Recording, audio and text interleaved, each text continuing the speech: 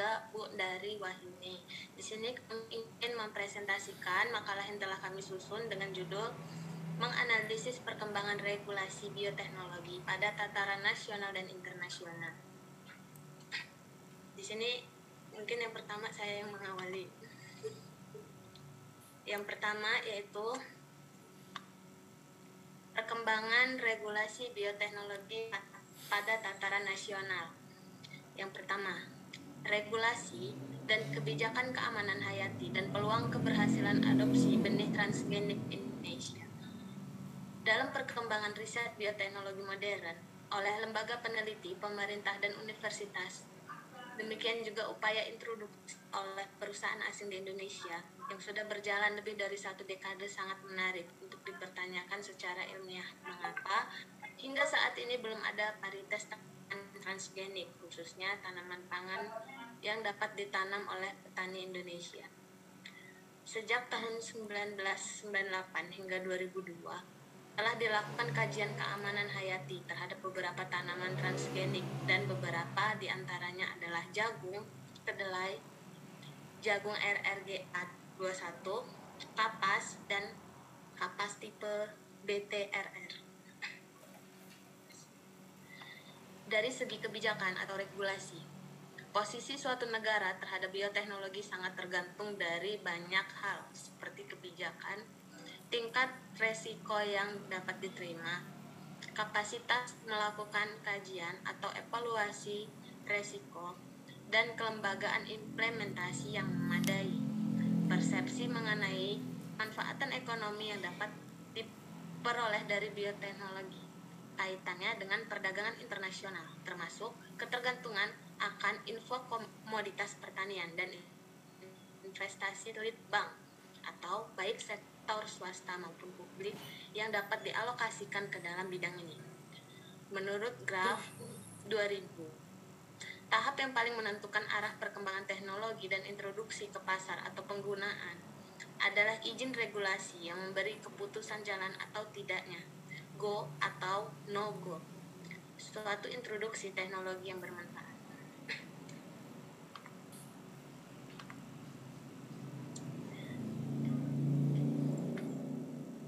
Yang kedua, analisis regulasi dan kebijakan. Untuk analisis regulasi dan kelembagaan dibutuhkan dokumen dan informasi tentang kebijakan dan regulasi keamanan hayati, produk rekayasa genetika, dan pelepasan varietas hasil rekayasa genetika di Indonesia. Dalam kaitan ini, dilakukan identifikasi dan kategorisasi subjek atau topik sistem undang-undang dan kelembagaan pemegang atau wewenang atau mandat. Tinjauan fokuskan pada aspek implementatif dan prosedural dari kebijakan dan regulasi, mengingat bahwa payung hukum berupa peraturan pemerintah tentang keamanan hayati sudah diterbitkan sejak tahun 2005. Iya, hati-hati, kesenjangan yang mungkin terdapat ditelaah oleh kondisi eksitif, regulasi dan kelembagaan dengan kerangka kebijakan atau regulasi yang diinginkan meliputi aspek keamanan lingkungan, keamanan pangan atau pakan, pengujian atau multilokasi varietas, dan perlindungan varietas. Hati-hati ya, Bu.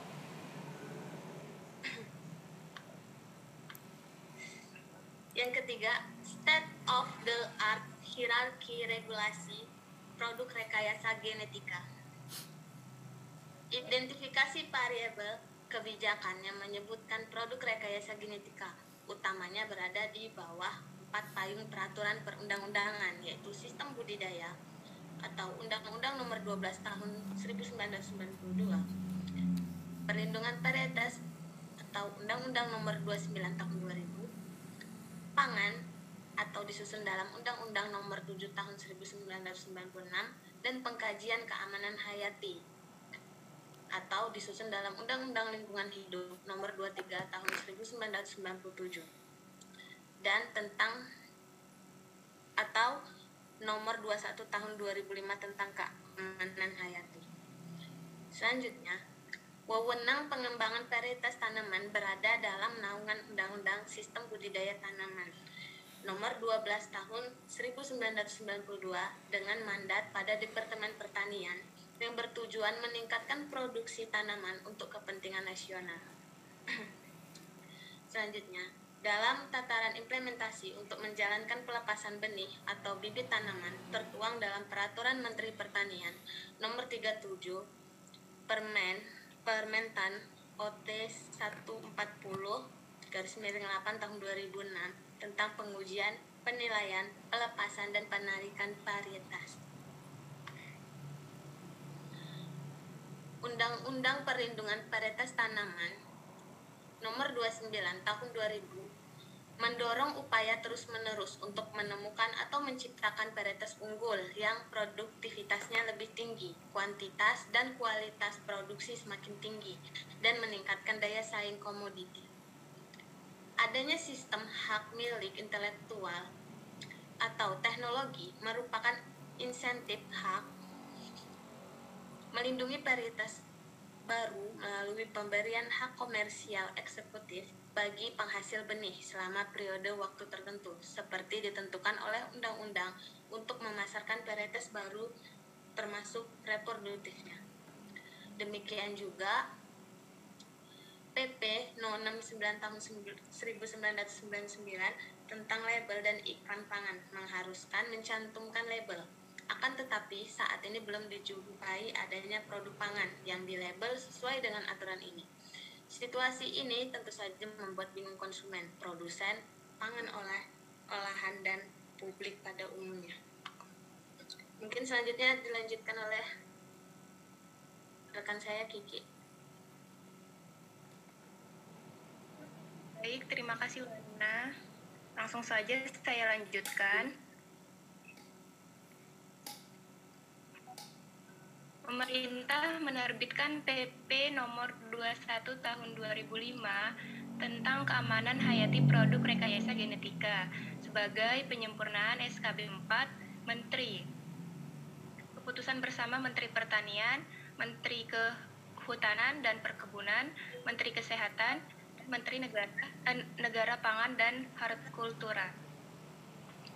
Nomor 998.1 KPTS OT 2109979A KPTS 9/1999. Berikutnya disebutkan bahwa PP nomor 21 ini dibuat dalam rangka melaksanakan ketentuan pasal 8 ayat 2 huruf B Undang-Undang Lingkungan Hidup nomor 23 tahun 1997, yaitu untuk mengatur penyediaan, peruntukan, pengelolaan, dan pemanfaatan sumber daya genetika. Penjelasan PP nomor 21/2005 pasal 23 menyatakan dengan jelas bahwa ketentuan peredaran produk rekayasa genetika mengikuti peraturan perundang-undangan di bidang komoditi masing-masing yang menjadi tanggung jawab Departemen Teknis. Kemudian keamanan hayati dalam PP nomor 21/2005 mencakup keamanan lingkungan, keamanan pangan dan pakan. Ya, pokoknya pasar pagi itu ditutup. Berikutnya, pengaturan hukum internasional mengenai bioteknologi. United Nations Convention on Biological Diversity 1992, UNCBD merupakan perjanjian global pertama yang bersifat komprehensif dan mencakup semua aspek keanekaragaman hayati, sumber daya genetis, dan ekosistem. Pasal 2 dalam UNCBD menyatakan definisi bioteknologi sebagai penerapan teknologi yang menggunakan sistem-sistem hayati, makhluk hidup atau derivatifnya untuk membuat atau memodifikasi produk-produk atau proses-proses untuk penggunaan khusus.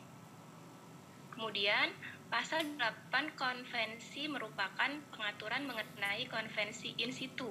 Dalam bagian G, pasal tersebut dinyatakan bahwa para pihak wajib mengembangkan dan memelihara cara-cara untuk mengatur, mengelola, dan mengendalikan resiko yang berkaitan dengan penggunaan dan pelepasan organisme termodifikasi hasil bioteknologi yang mungkin mempunyai dampak negatif yang merugikan yang dapat mempengaruhi konservasi dan pemanfaatan secara berkelanjutan keanekaragaman hayati dengan memperhatikan pula resiko terhadap kesehatan manusia.